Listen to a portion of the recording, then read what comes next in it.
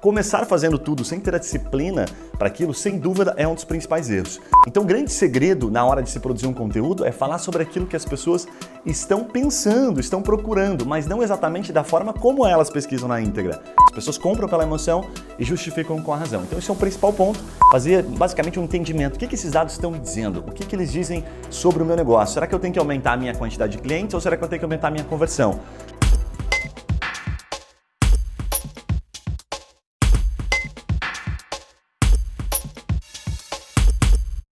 Fala meu amigo, minha amiga advogada Guilherme Barbosa, CEO da TreeMind, a maior agência especializada na atualidade de marketing jurídico, e nós basicamente começamos de uma forma muito inusitada, fomos contratados por um escritório e esse escritório de advocacia nos contratou justamente porque nós tínhamos um entendimento sobre marketing e nos deu lá o provento, nos transmitiu quais eram as limitações do código de ética e diante disso nós vimos que tinham muitas oportunidades e vimos que os advogados eles apenas tinham medo daquilo que era possível fazer. Bom, a dica para quem já tem um blog jurídico guarda muita relação com o nosso principal trabalho no dia a dia. A gente chama isso tecnicamente, a gente não gosta muito das palavras técnicas, mas para você encontrar lá dentro do nosso acervo de conteúdo chama-se copywriting. O que é o copywriting? Copywriting basicamente é aquilo que a pessoa pensa, mas ela não fala. Tá? Então, basicamente é o seguinte, aquilo que a pessoa usa para procurar no Google, vamos pegar assim, por exemplo, um velhinho que agora está buscando uma informação, tá? Um idoso que está tentando se aposentar e está preocupado. Como é que ele está procurando nesse momento lá no Google Trends? Ele está indo lá e procurando assim, como ficou a aposentadoria?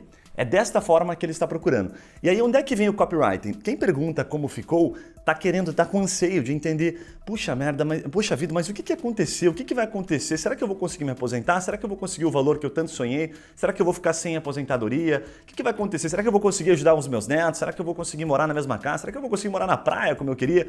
Isso é o que as pessoas pensam, e aí você obviamente tem que testar, né? Tem que avaliar nas suas chamadas, mas não falam, elas não procuram assim.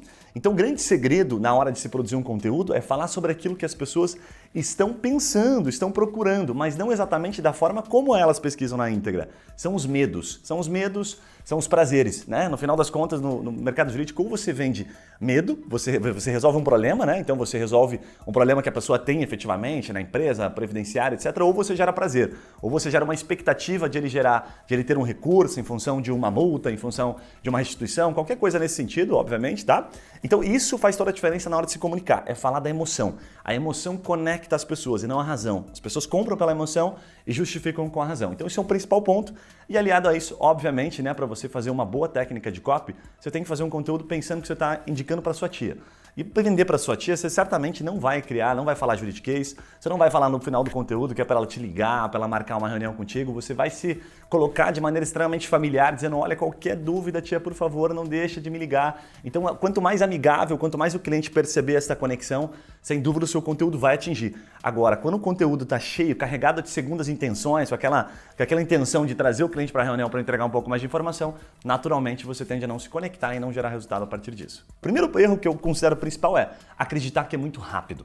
Nada é tão rápido assim.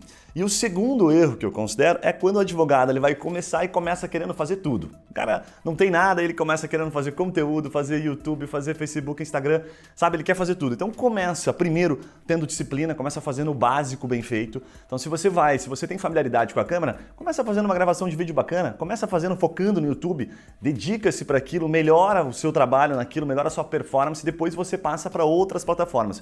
Começar fazendo tudo sem ter a disciplina para aquilo, sem dúvida, é um dos principais erros. E outro erro que é complementar a esse, basicamente, é quando você começa a entender que os seus clientes, eles têm a mesma necessidade. E os seus clientes todos têm uma necessidade diferente. É o que a gente fala dentro do universo jurídico de inbound, mas eu gosto de facilitar trazendo para o seguinte sentido. O seu cliente, por exemplo, hoje, que entrou em contato, um previdenciarista, e que precisa entrar com o processo daqui a um ano, ele tem necessidades, ele tem medos, ele tem anseios completamente diferentes de um cliente que vai se aposentar daqui a 5 anos. Mas se ambos entrarem em contato com você precisa falar de forma diferenciada com eles. Então essa comunicação ela tem que ser voltada para o público de acordo com o que eu chamo de senso de urgência. Aquele que tem um senso de urgência maior, dentro do direito nós temos várias áreas que exigem uma atenção maior, porque essa pessoa está desesperada, ela quer resolver aquele problema dela, ela está ansiosa para aquilo, o tratamento é completamente diferente, sabe? É quase você ligar todo dia para aquela pessoa que tem um senso de urgência maior e para aquele que você tem 2, 3 anos e que entende um pouco mais tranquilo, que ele está de fato mais tranquilo em função do processo dele, é você tratar ele de outra forma, sabe? Você pode chamar ele para tomar um cafezinho a cada 1 mês, 2 meses, mas em todos eles mantendo a mesma conexão. Então entender o senso de urgência do cliente, sem dúvida, é um dos principais erros. Colocar todo mundo no mesmo pote é cagada na seta, isso não funciona no marketing e não vai te trazer um bom resultado.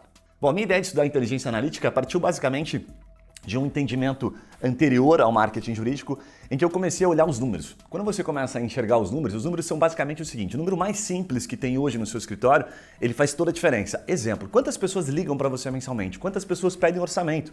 Quantas pessoas efetivamente, de onde vêm essas pessoas e por que elas efetivamente não contrataram ou contrataram? Essas perguntas, todas essas respostas soltas, tá? Que guardem relação com o seu escritório pequeno, tá? Você tem que começar fazendo isso quando você é pequeno para você criar esta cultura, porque quando você vai crescendo, você começa a criar naturalmente um entendimento. Isso é inteligência analítica, você olhar os dados, muita gente chama de Big Data, muita gente chama de Data Driven, mas é basicamente você olhar todos os dados que são dados minuciosos sobre o seu negócio e passar a dar valor, planilhar eles, fazer basicamente um entendimento. O que esses dados estão me dizendo? O que eles dizem sobre o meu negócio? Será que eu tenho que aumentar a minha quantidade de clientes ou será que eu tenho que aumentar a minha conversão? Sabe? Então você, quando mapeia esses dados e também puxa uma base de mentores e de pessoas que você pode consultar para saber se aquilo bate, né, com outras praças, com outros mercados, até mesmo com um concorrente seu, aí você vai saber se realmente a tua inteligência analítica está fazendo sentido. Então eu chamo de forma muito simples a inteligência analítica, que é a análise de dados. E quando você vai crescendo, naturalmente, se você olha para esses dados e eles fazem sentido e você vai trabalhando ele, você consegue explorar e fazer com que eles trabalhem a favor do seu negócio, do crescimento, obviamente. A TrueMind ela se divide basicamente em marketing jurídico focado em geração de negócio, então não é aquele marketing apenas gerando conteúdo para gerar curtida ou gerar publicação, né, em Instagram, Facebook, sim, mas para gerar negócio, tá? Nossas ações são muito agressivas, sempre respeitando os limites do código de ética, e tecnologia, que as nossas tecnologias não são de softwares para administrar processo, para controlar prazos, mas sim para também gerar mais negócio para o advogado. Esse é o nosso compromisso com o universo jurídico e, naturalmente, você pode consultar aí os nossos canais, canal do YouTube, canal de Facebook, Instagram, blog, você vai ver muita coisa disso que eu estou falando aqui que a gente coloca em prática para milhares de escritórios em todo o Brasil.